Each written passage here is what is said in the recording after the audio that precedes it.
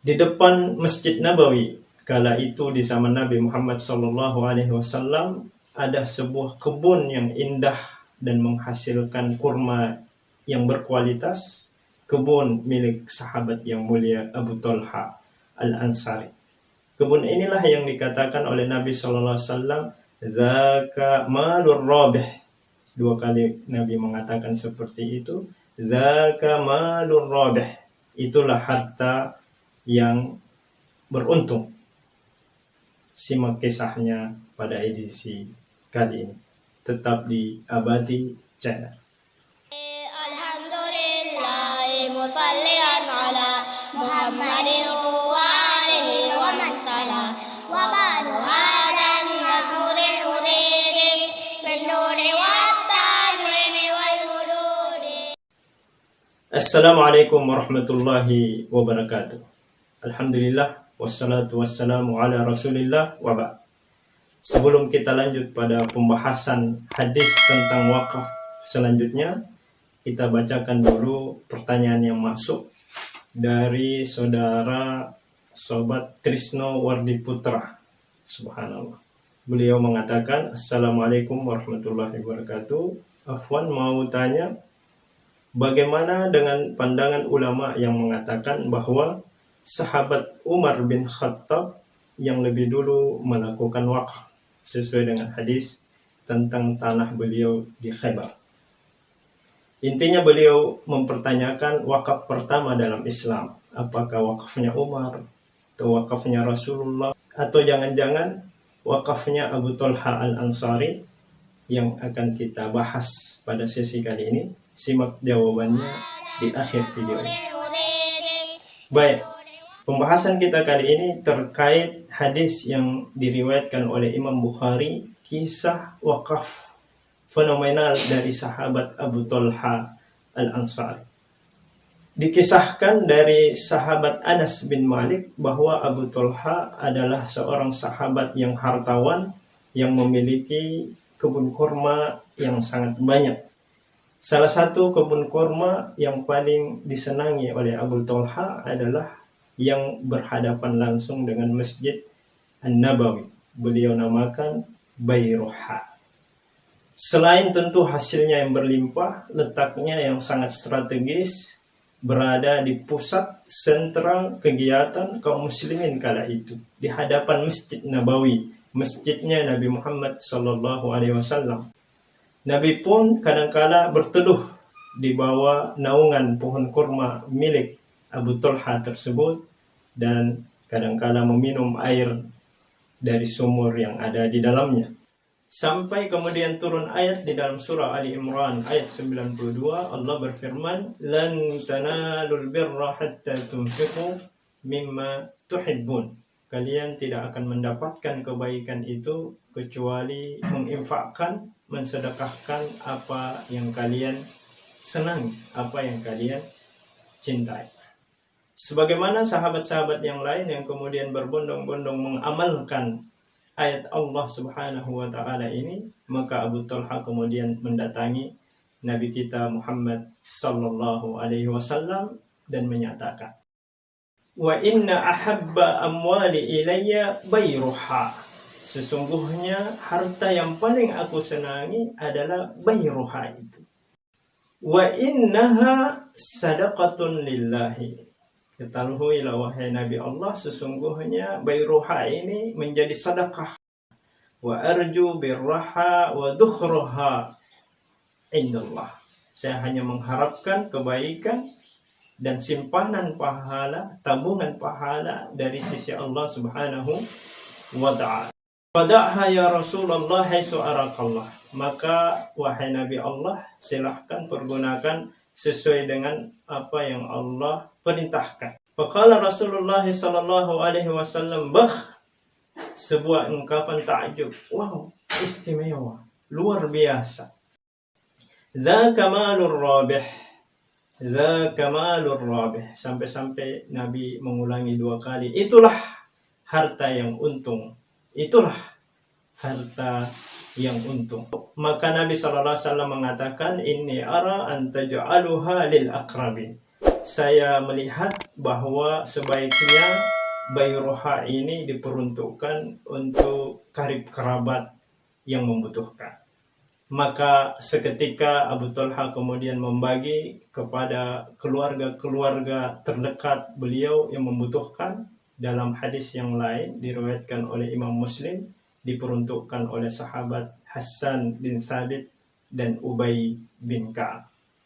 Sungguh begitu banyak pelajaran yang bisa kita petik dari hadis sahih ini, dari kisah seorang Abu Talha yang menginfakkan harta terbaiknya sebuah kebun kurma yang sangat istimewa.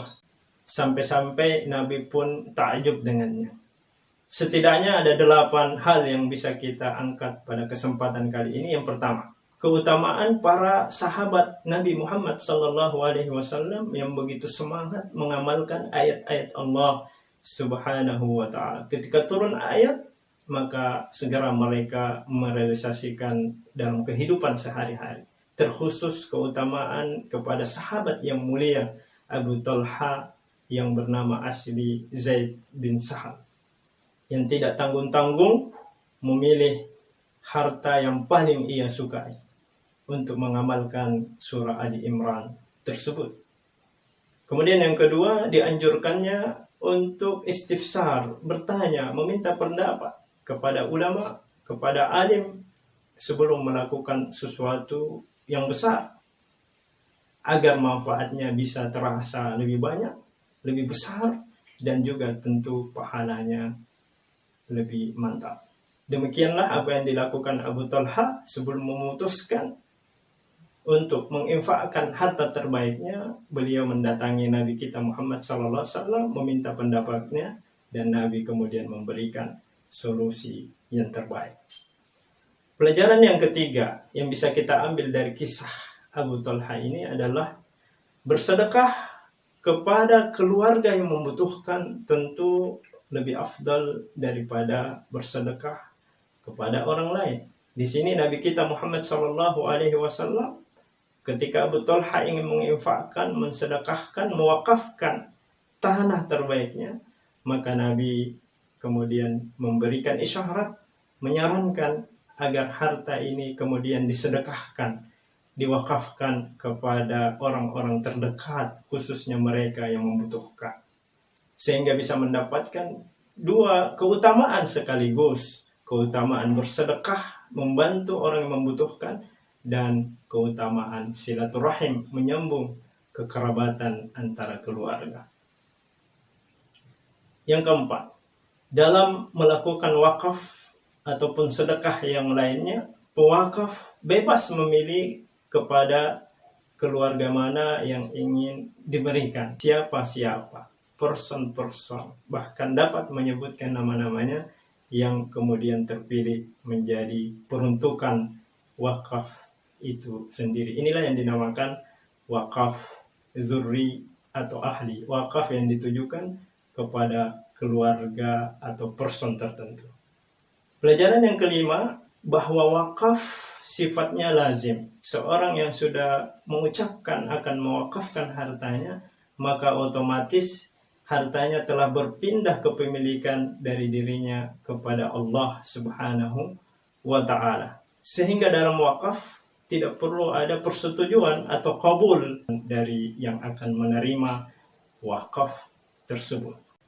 Yang keenam, bolehnya bersedekah lebih dari 1/3 harta, dengan syarat orang yang bersedekah, orang yang berwakaf masih dalam keadaan sehat, kuat, sadar akan mengeluarkan hartanya lebih dari 1/3. Yang dilarang tentunya mewasiatkan lebih dari 1/3 harta di saat-saat sakit keras, sakit yang akan menggiringnya kepada kematian. Disitulah syariat membatasi, dilarang mewakafkan, menghadiahkan, mensedekahkan lebih dari 1/3 hartanya, karena itu akan mengganggu proses pembagian harta warisan. Sobat sekalian, yang ketujuh, pelajaran yang bisa kita ambil, bolehnya seseorang menyukai harta tertentu, menyenangi harta tertentu yang dimilikinya. Ini adalah fitrah.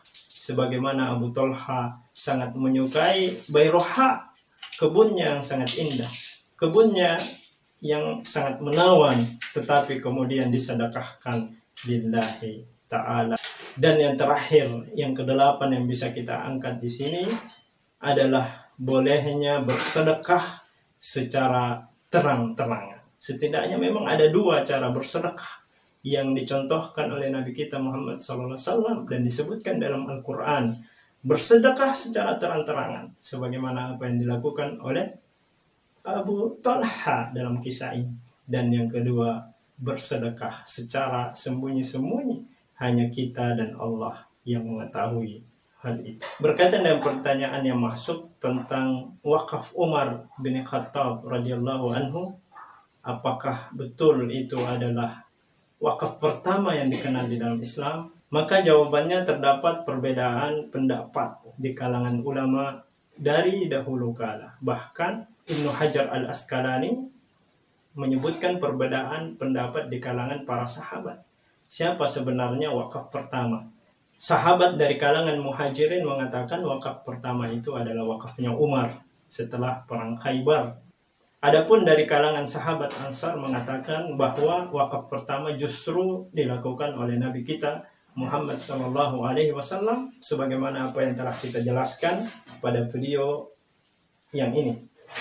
Maka sebagian ulama untuk mengkompromikan kedua pendapat ini mengatakan bahwa kalau yang dimaksud adalah wakaf khairi isti'mali dini, wakaf yang hanya berupa sebidang tanah dimanfaatkan begitu, maka wakaf pertama tentu yaitu wakaf untuk mendirikan Masjid Quba sebelum Nabi sampai di Madinah, mendirikan Masjid Quba di Quba, kemudian mendirikan Masjid Nabawi di Madinah. Itulah wakaf pertama di dalam Islam.